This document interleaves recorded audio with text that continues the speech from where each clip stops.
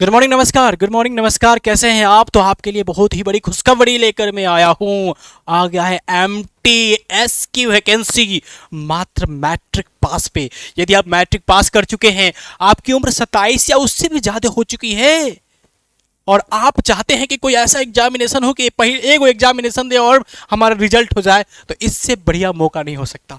क्योंकि एमटीएस में पहले डिस्क्रिप्टिव हुआ करता था, इंटरव्यू भी हुआ करता था, लेकिन ये सब का झंझट हटा के केवल एक एग्जामिनेशन कर दिया गया है इस बार से।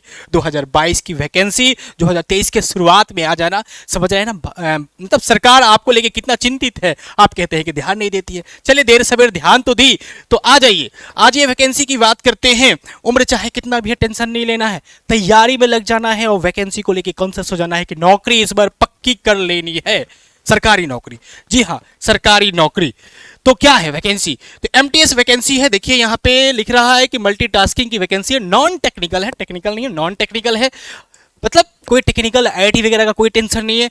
हवलदार की भी साथ में नौकरी है, जो कि सीवीआईसी और सीवीएन के लिए एग्जामिनेशन नोटिफिकेशन 2022 है। देखिए डेट कब से दिया है जी भरने का, तो 18 से, यानी अब शुरू हो गया है और 17 तक, 17/2 तक, 18/1 से 17/2 तक, यानी कुल मिला के 1 महीना टाइम है। आराम से फॉर्म तसल्ली से भरना है, ठीक है जी। चलिए, उसके बाद लास्ट डेट देख ही रहे हैं आप, उसके बाद बाकी आप पढ़ लेंगे। नीचे आ जाते हैं, जो एग्जामिनेशन डेट कब तक मेंशन किया गया है, तो अप्रैल 2023, यानी अप्रैल तक। कोई डेट नहीं दिया गया है, अंदाजा लगाया गया कि अप्रैल या तो शुरू या तो लास्ट में एग्जामिनेशन हो जाएगा। तो ज़्यादा समय नहीं है, तैयारी में लग जाना है। उन लोगों के लिए तो बहुत सुनहरा अवसर है जिनको लग रहा था कि नहीं भैया, फौज की तैयारी करते करते मेरा उम्र तो गया बीत, अब हम क्या करेंगे? तो अब क्या करेंगे, ये एमटीएस में लगेंगे। एमटीएस में लगेंगे क्योंकि इससे बेहतर मौका नहीं हो सकता है सरकारी नौकरी का सपना पूरा करने का। चलिए, माता पिता का सपना पूरा करने का इससे बढ़िया मौका नहीं हो सकता। अब आइए वैकेंसी पे बात करते हैं। तो वैकेंसी जो है एमटीएस की है, जिसमें 10,880 पोस्ट है और हवलदार की अलग से है, जिसमें 529 पोस्ट है। यानी कुल मिला के अगर वैकेंसी देखा जाए तो 11,500-12 हज़ार के करीब की वैकेंसी है, ठीक है जी। इसमें रिजर्वेशन कोटा भी है। रिजर्वेशन कोटा किनको किनको मिलेगा? तो एसटी को, एससी को मिलेगा, एसटी को मिलेगा, ओबीसी को मिलेगा और एक्स सर्विसमैन को मिलेगा, डिसेबिलिटीज रखने वालों को मिलेगा। तो क्या क्या मिलेगा वो आगे हम बात करेंगे। आगे बढ़ जाते हैं। ये देखिए जरा सा, ये कुछ चीजें हैं जो कि दिया है। आप एक सर्विसमैन से हैं, आपके माता पिता में कोई भी अगर सर्विस में रहा है, फौज में रहा है और शहीद हो गए हैं, भाई बंधु जो भी हैं, आप उनको देखेंगे। और इसमें जो दिए गए ये सब है, आपको लग रहा हो कि क्या है या नहीं है, लेकिन इससे रिलेटेड चीज़ें नीचे जानकारी दे दी गई है, उसका फुल फॉर्म दे दिया गया है। तो जो लोग हैं वो अपना देखेंगे तो समझ में आ जाएगा। अब रही बात 5वें नंबर में नेशनलिटी और सिटीजनशिप को लेकर, तो कोई चिंता नहीं है भैया, हम भारतीय हैं। दिक्कत क्या है हमारे साथ सिटीजनशिप को लेकर? वो सरकार कभी कभी कोई कोई बिल लेके आती है, उससे टेंशन नहीं लेना है। सिटीजनशिप हमारा सुरक्षित है और इसका टेंशन नहीं लेना है आपको, ठीक है। जो इस दायरे में नहीं आते होंगे वो पढ़ लेंगे जरा सा। देखिए तो एज लिमिट क्या है? हाँ, ये सबसे बड़ी चीज है कि एज लिमिट क्या है। The age limit for the post as per the recruitment rules of various user departments are 18 से 25 वर्ष। जी हाँ, 18 से 25 वर्ष तक उम्र, मतलब ये 2/1/1998 से पहले आपका जन्म होना चाहिए। 2/1/1998 से पहले आपका जन्म होना चाहिए, यानी 25 साल तक का ऑफर है, देख रहे हैं ना? हाँ, और इसके बाद नहीं होना चाहिए, आप देख लेंगे, सर्टिफिकेट से मिला लेंगे। एमटीएस हवलदार दोनों के लिए, ठीक है जी। अब यहां देख लीजिए जरा सा, 18 से 27 वर्ष कह रहा है कैंडिडेट बॉर्न। अब देखिए ये 18 से 27 वर्ष केवल मतलब हवलदार के लिए स्पेशल भी है, 18 से 27 वर्ष तक। ये तो है दोनों के लिए, लेकिन ये अलग से हवलदार के लिए 28 से 27 वर्ष तक। तो 27 बरस वाले भी नौकरी कर सकते हैं, उससे ज्यादा वाले भी कर सकते हैं। कैसे? आगे देखिए ना, बताएंगे हम आपको। मिलेगा ना, छूट तो मिलेगा, रिजर्वेशन मिलेगा। अब देखिए ना, रिजर्वेशन क्या दे रहा है कि जो एससी एसटी वाले हैं उनको 5 बरस का रिजर्वेशन, मतलब 25 है तो सीधे 30 हो गया। जो ओबीसी है उनको 3 बरस का, यानी 28 हो गया जी। वाह क्या बात है। और जो अनरिजर्व पीडब्ल्यूबीडी में आते हैं उनको 10 वर्ष का, ओबीसी में आते हैं उनको 13 वर्ष का, और जो एसटी एससी में आते हैं उनको 15 वर्ष का। मतलब क्या इतना सुनहरा अवसर, नौकरी तो पक्की है, केवल ज्ञान बटोरने में लग जाना, तैयारी में लग जाना, झोंक देना इस बार अपने आप को। चलिए अब आ जाइए, अब आ जाइए जी, कहाँ आ जाइए, तो जो काम की चीज़ें उस पर हम ध्यान देंगे, बाकी आप डिटेल्स पढ़ते रहिएगा। प्रोसेस ऑफ सर्टिफिकेशन ये सब आप देख लीजिएगा, ये भी देख लीजिएगा। आगे देखिए काम की जो चीज़ें हैं उस पर आते हैं। इसेंशियल एजुकेशन क्वालिफिकेशन क्या है जी? इसेंशियल क्वालिफिकेशन आपको चाहिए मैट्रिकुलेशन, मात्र मैट्रिक होना चाहिए रिकॉग्नाइज बोर्ड से। तो बात सही है भैया, हम लोग बिहार बोर्ड, यूपी बोर्ड, जहां से भी आप किए हैं वो तो रिकॉग्नाइज नहीं है ना, टेंशन नहीं लेना है। जो टिप टॉप से कहीं से खरीद लिए हैं शॉर्ट टाइम जॉब करने के लिए, वो टेंशन है, हम लोग को टेंशन नहीं है। जी हाँ, मैट्रिक पास हो गए, टेंशन नहीं है। एक और चीज ये देख लीजिए जरा सा, इसमें हाउ टू अप्लाई आप साइबर कैफे वाला पर छोड़ दीजिए, खुद से देखिएगा तो पढ़ लीजिएगा। इसमें दे कह रहा है कि एप्लीकेशन फी जो है वो 100 रुपये लगेगा, लेकिन महिला को, वीमेन को, एससी को, एसटी को, डिसेबिलिटी रखने वाले को, एक सर्विसमैन वालों को कुछ भी नहीं लगेगा। जी हाँ, यहां देख लीजिए, एग्जेम्प्टेड फ्रॉम पेमेंट ऑफ फी, छूट दे दिया गया, उनको कुछ भी नहीं लगेगा, कोई रुपया नहीं लगने वाला है। साइबर कैफे वालों को भी मत दीजिएगा, कह दीजिएगा सरकार बोला 1 रुपया नहीं लगेगा, दे दीजिएगा कुछ। आइए आगे बढ़ जाएं, आगे बढ़ जाते हैं, आगे काम की चीज पे जाते हैं। विंडो ऑफ एप्लीकेशन ये पढ़ लीजिएगा आप। कैंडिडेट सेंटर ऑफ, देखिए सेंटर ऑफ एग्जामिनेशन के लिए भी टेंशन नहीं है, सेंटर बहुत जगह सेंटर है, और इसमें अगर आप बिहार से हैं तो पटना आपका सेंटर है, मुजफ्फरपुर है, ठीक है जी, और नज़दीक में बनारसी भी आ जाएगा, तो सेंटर के लिए भी चिंता नहीं करना है। खर्चा भी, मतलब खर्चा भी कम और सेंटर भी होम टाउन में, कितना मजा है। आइए, बहुत जगह सेंटर है, आप देख लेंगे, जो लोग जहां से जिस स्टेट से बिलोंग करते हैं वो देख लेंगे। स्कीम ऑफ एग्जामिनेशन पे आते हैं। एग्जामिनेशन क्या होगा जी? तो ये examination will be consist of computer based test होगा, ठीक है जी। इसमें पीटी भी होगा और इसमें फिजिकल स्टैंडर्ड टेस्ट भी होगा। तो किसके किसके लिए? तो हवलदार के लिए स्पेशल, हवलदार के लिए तीनों है, उनको कंप्यूटर बेस्ड एग्जामिनेशन भी देना है, उनका पीटी भी होगा और पीएसटी भी होगा। Computer based examination will be conducted in Hindi, English और 13 रीजनल लैंग्वेजेस। अब चूंकि मैट्रिक पे है तो मैट्रिक में बच्चा हिंदी या इंग्लिश को लेके शायद उतना कॉन्शियस नहीं हो पाता, अगर होता भी है तो मदर लैंग्वेज उनका उस पर ज़्यादा हावी होता है। उसको ध्यान में रखते हुए सरकार ने ये सुविधा दिया है कि अदर रीजनल लैंग्वेज में भी रहेगा। देख लीजिए, इसमें तमिल है, पंजाबी है, मलयालम है, मणिपुरी है, तो आप देख लीजिएगा, ठीक है जी। मतलब अवसर ही अवसर है, इस बार छोड़ना नहीं है। कंप्यूटर बेस्ड एग्जामिनेशन का ये देख लीजिए जरा सा, ये क्या है जी? तो कंप्यूटर कंडक्टेड इन 2 सेशन। यहाँ आ जाइए, सीधे आ जाइए यहाँ पे,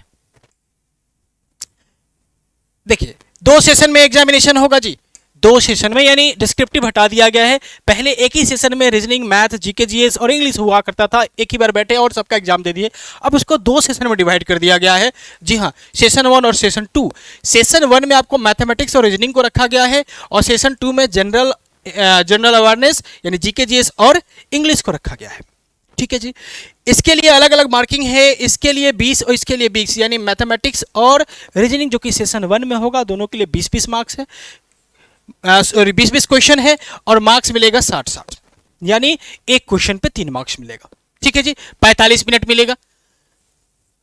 जो लोग पारा 8 में आएंगे उनको 60 मिनट मिलेगा, वरना आपको मिलेगा 45 minute.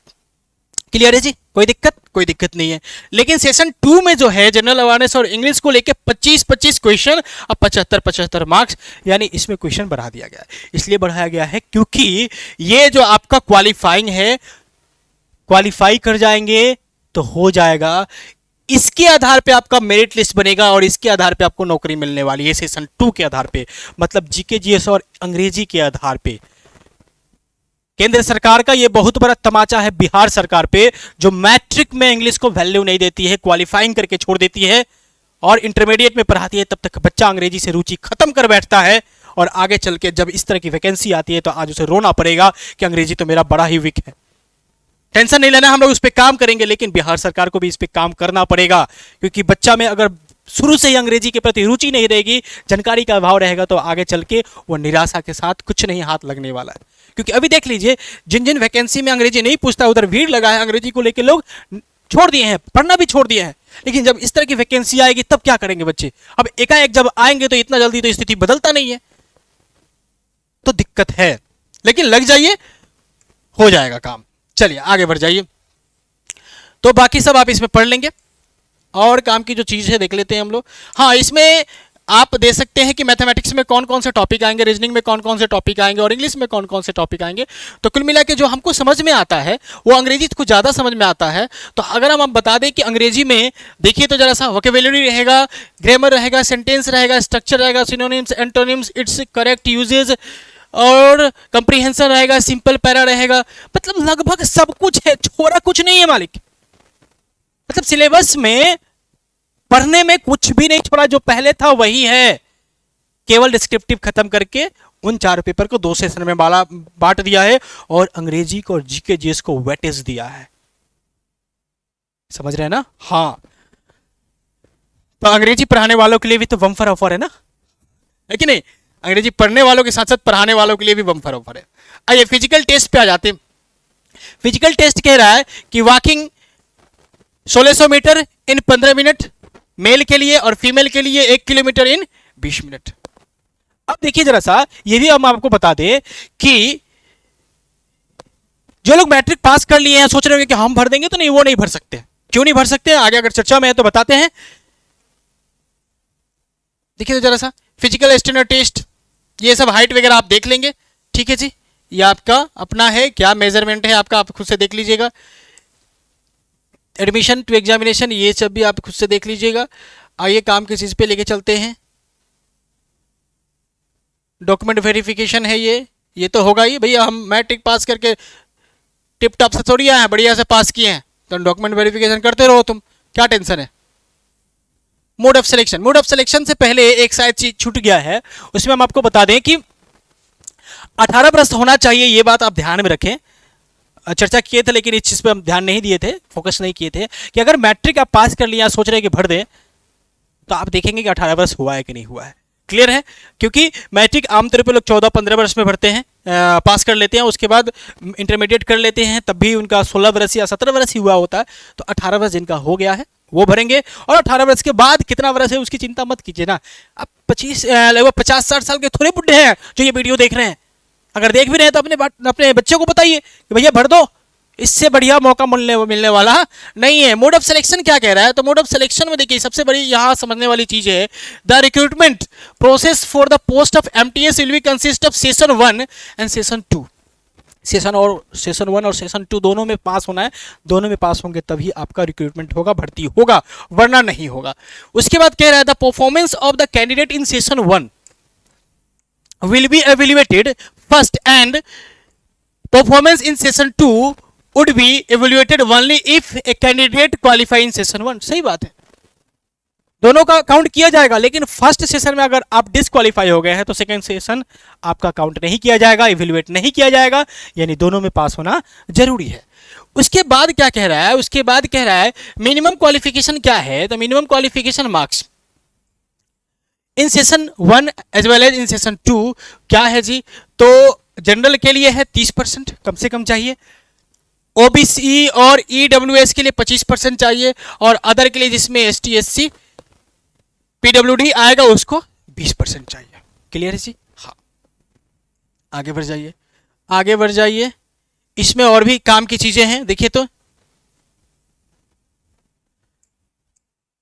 recruitment process for the post of havildar will be consist of computer based, physical test and physical standard test। ये तीनों चाहिए किस हवलदार के लिए, उससे अच्छा तो एमटीएस वाला ही है, कम से कम फिजिकल टेस्ट तो उसको नहीं देना पड़ेगा, लेकिन उसका कट ऑफ अलग अलग बनेगा। चलिए, for the post of MTS there will be separate category wise, ये सब बनेगा, आप देख लीजिएगा।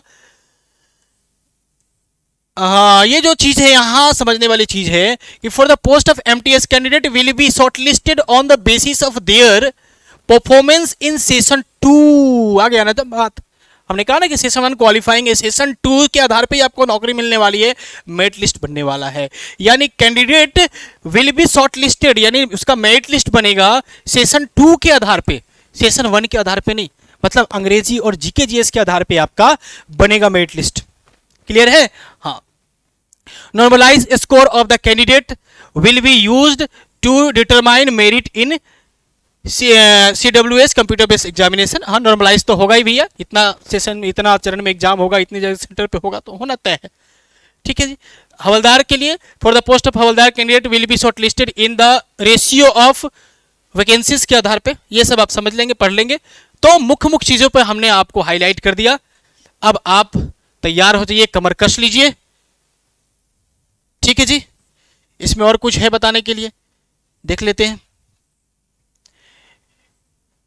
देखिए, रिसोल्यूशन ऑफ टाई, जब बच्चा का टाई हो जाता है मार्क्स, यानी दो बच्चे का एक जैसा मार्क्स आ जाएगा, तो उसके लिए क्या करेंगे लोग, तो उसके लिए करेंगे कि देख लीजिए यहाँ पे marks in general awareness of session 2 को काउंट किया जाएगा, और यानी जिसमें जिसका ज्यादा होगा उसको टोटल मार्क्स इन सेशन 1 में जिसका ज्यादा होगा उसको बढ़िया दिया जाएगा।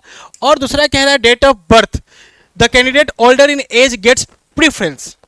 अगर दो बच्चे का मार्क्स टैली कर गया तो जो बच्चा ज्यादा उम्र का होगा उसको दिया जाएगा चांस, क्योंकि नीचे वाला तो फिर से चांस ले सकता है, उसका हो सकता है कि बीत जाए चांस। तो समझ गए कुल मिला के बात।